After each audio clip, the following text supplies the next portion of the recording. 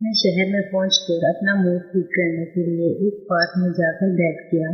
शाम तक मैं फोन बंद करके वहीं बैठा रहा और सोचता रहा मुझे क्या करना चाहिए। जो कुछ हो चुका है उसे बदला तो नहीं जा सकता, मगर अब यही सही होगा कि मैं घर से दूर रहूं। शाम को जब कुछ मूड ठीक हुआ तो मैं मोहित के घर चला गया। मैं इतवार को वापस आने का बोल कर गया था और एक दिन पहले ही वापस आ जाने पर मोहित खुश हो गया। शाम को मोहित मुझे बाहर घुमाने ले गया, जिससे मेरा मूड भी कुछ ठीक हो गया। मैंने अपना फोन बंद ही रखा था।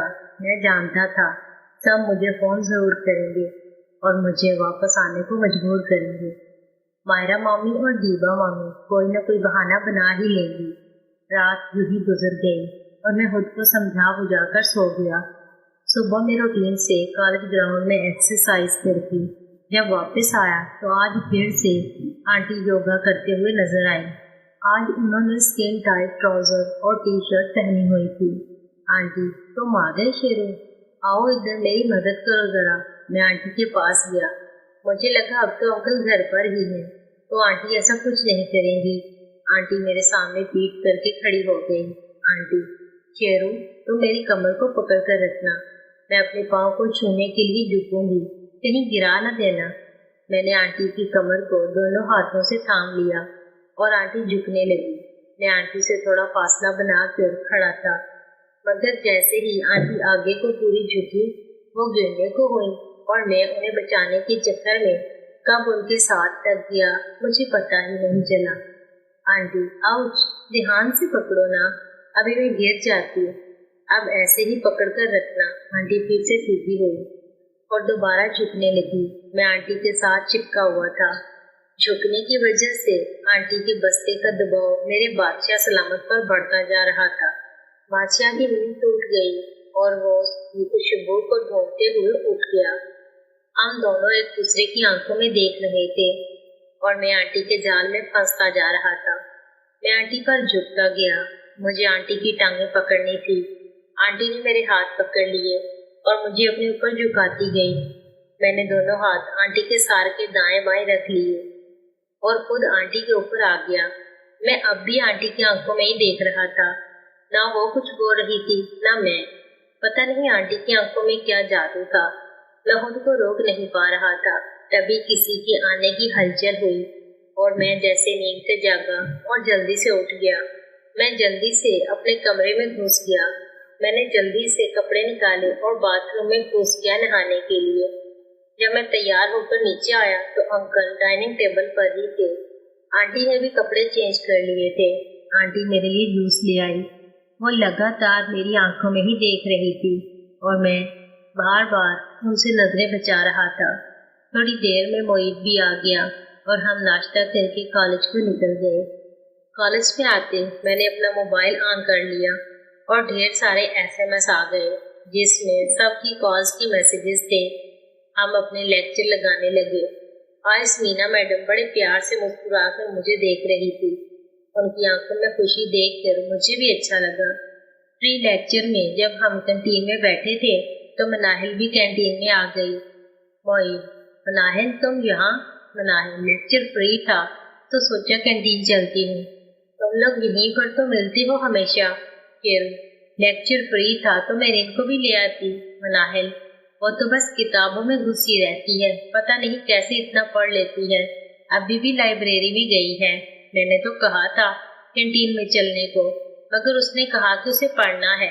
हम बातें कर रहे थे कि लाइबा भी कैंटीन में आ गई और आते ही हमारे पास बैठ गई। मैंने मनाहिल और लाइबा का तारुफ करवाया। लाइबा, शेरू, क्या अपना मोबाइल दे सकते हो? प्लीज, मुझे घर पर फोन करना है, मेरा फोन खराब हो गया है।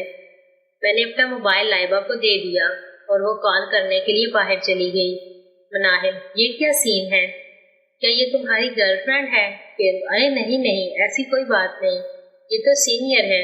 मोहित, वो इसकी गर्लफ्रेंड नहीं बल्कि ये उसका बॉयफ्रेंड है। मनाहिल, मतलब? मोहित, मतलब ये कि वो इसके पीछे पीछे घूम रही है दिल लेकर और ये उससे जान छुड़ा रहा है।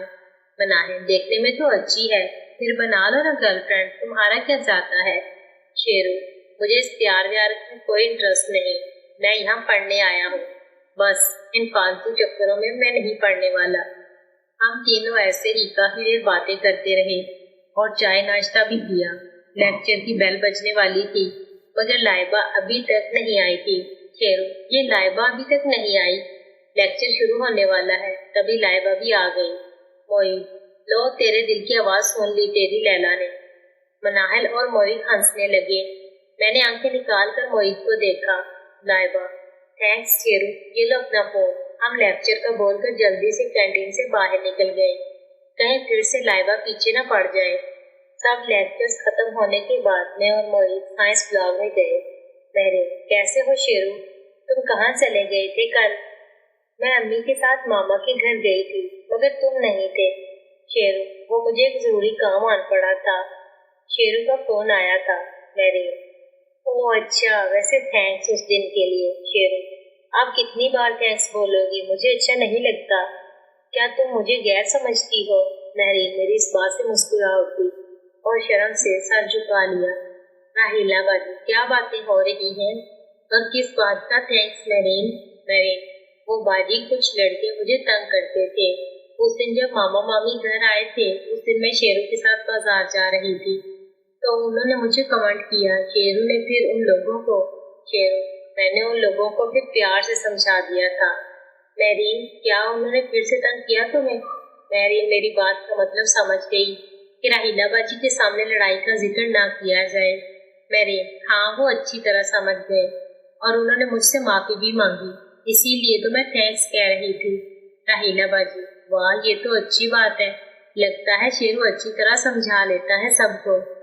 میرین آج خود میرے ساتھ بات کر رہی تھی اور اس کی باتوں سے لگ رہا تھا کہ اسے میرا اس دن لڑکوں کو سبق سکھانا اچھا لگا، جس کی وجہ سے میرین کا من شاید بدل گیا تھا۔ جو پہلے میری بات کا جواب بھی نہیں دیا کرتی تھی، وہ آج خود میرے ساتھ بات کر رہی ہے۔ میں دل ہی دل میں اس بات پر خوش تھا۔ ہم نے کچھ دیر باتیں کی اور اپنے اپنے گھر کی طرف نکل پڑے۔ گھر آ کر ہم نے کھانا کھایا اور ریسٹ کرنے کمروں میں چلے گئے۔ میں موعد سے بات کرنے اس کے کمرے میں چلا گیا۔ شیرو، موعد، مجھے تجھ سے ایک ضروری بات کرنی ہے۔ موعد، ہاں بتا، کیا بات ہے؟ شیرو، یار انکل کام میں اتنا بزی رہتے ہیں، کیا کبھی وہ چھٹی نہیں کرتے؟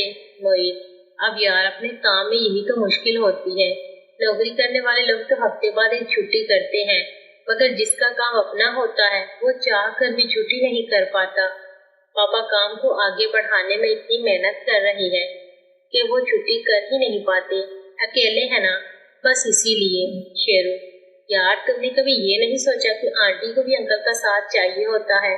میں نے نوٹ کیا ہے، آنٹی اوپر سے دکھاتی ہے کہ وہ خوش ہے مگر اندر سے جیسے اداس ہے۔ تو انکل کو بول کہ وہ کچھ دن کام سے چھٹی لے کر آنٹی کو کہیں گھما لائیں، جس سے ان کا دل بھی بہل جائے۔ موعد، بات تو تمہاری صحیح ہے، پاپا کام میں ہی اتنا بزی رہتے ہیں کہ موم کو ٹائم نہیں دے پاتے، مگر پاپا کام چھوڑ کر جانے کو مانیں گے نہیں۔ شیرو، کچھ دن کے لیے کیا تو نہیں سنبھال سکتا کام؟ موعد، یار مجھے ابھی کہاں آتا ہے اتنا۔ شیرو، یار اس میں کیا مشکل ہے، اگر کسی کام کا نہ پتہ چلے تو فون پر بھی تو پوچھ سکتا ہے۔ موعد، بات تو صحیح ہے، ایسا کرتے ہیں، کل موم ڈیڈ کی شادی کی سالگرہ ہے، میں پاپا کو بولتا ہوں وہ موم کو کہیں باہر ٹور پر لے جائیں اور یہ موم کو سرپرائز دیں گے۔ میں موعد سے بات کر کے اپنے کمرے میں آ گیا۔